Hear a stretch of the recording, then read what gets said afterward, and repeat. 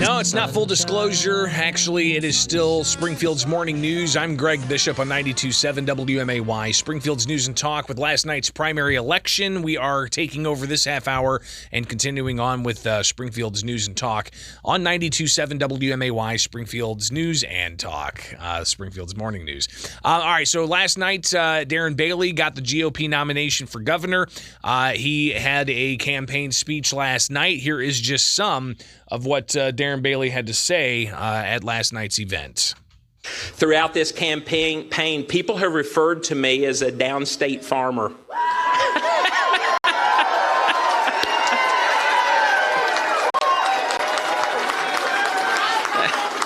And you know what? They're right. I'm proud to be a family farmer. And I love to remind people what farmers do. They feed the world. Thank you. We get up before the sun comes up, and often we work until after it goes down, and that's certainly the kind of work ethic we're going to need to get Springfield back on track. We fix things that are broken. We solve problems, and we grow things.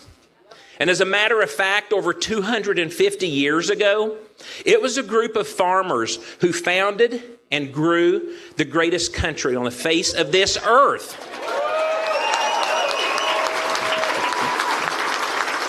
And I think they did a pretty good job. Yes. I'm proud to be an American. I'm proud to be the son of the great state of Illinois. But we're all here because we know that Illinois is in trouble.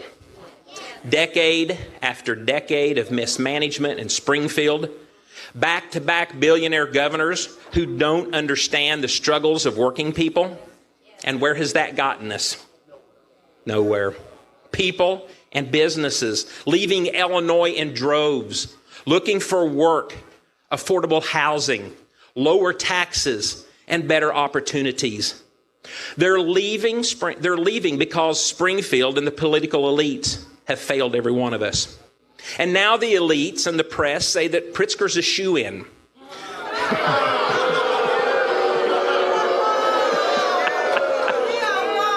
You get it. They say our fate's set. No. That a farmer can't beat a billionaire. No. They can. Friends, the funny thing is, these same people said that we couldn't win the primary.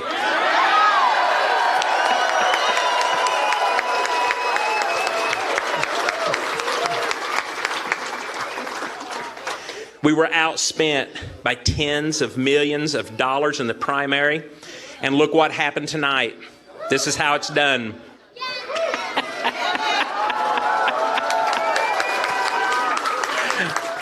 Our movement is growing.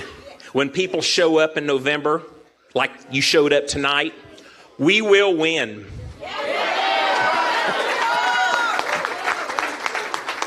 Here's a tip and some advice for J.B. Pritzker. Start packing, friend.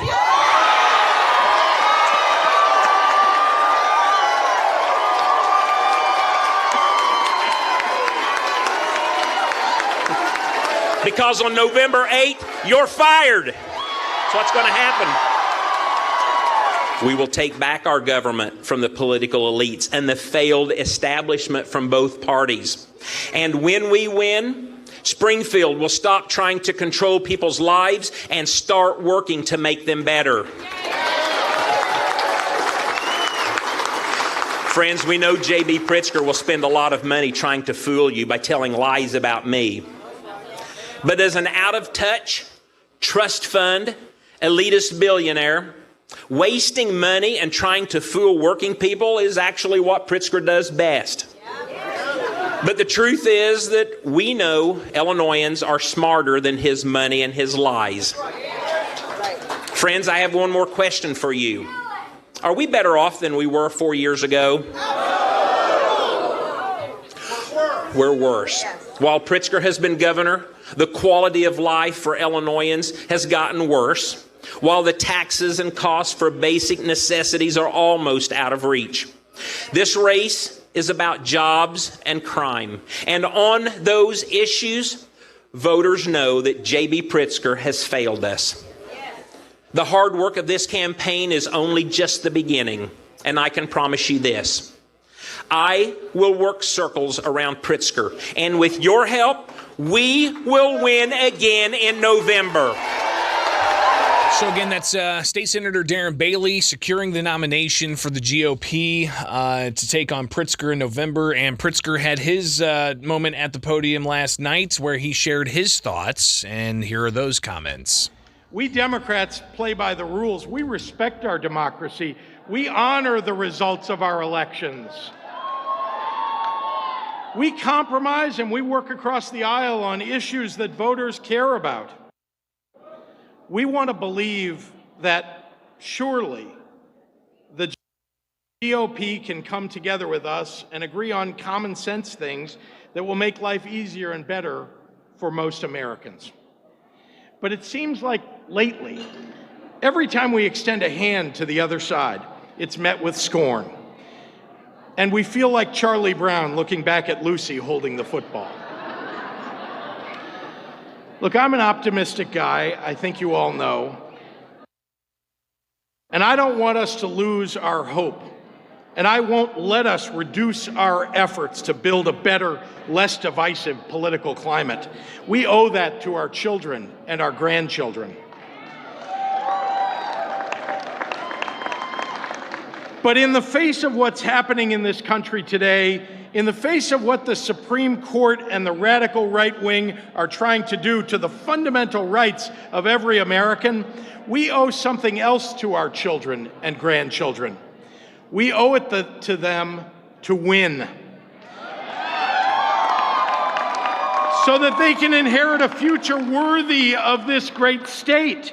For so long, Illinois has been held hostage by special interests, by spelunkers for misery, by Republican politicians and their carnival barkers who seem to take a special pleasure in bad-mouthing the state at every opportunity. We have problems here, just like everywhere else, and we need to confront them boldly and honestly. We need to be willing to put in the years-long work required to face our most entrenched challenges. But if you want to be the governor of Illinois, well, we have a new rule. To lead this state, you have to love every part of it. So again, that's Governor J.B. Pritzker. He also went on to talk about Darren Bailey's relationship with President Donald Trump. I imagine you're going to hear a lot more about that in campaign ads as we head into November. It is Springfield's Morning News. I'm Greg Bishop on 92.7 WMAY, Springfield's news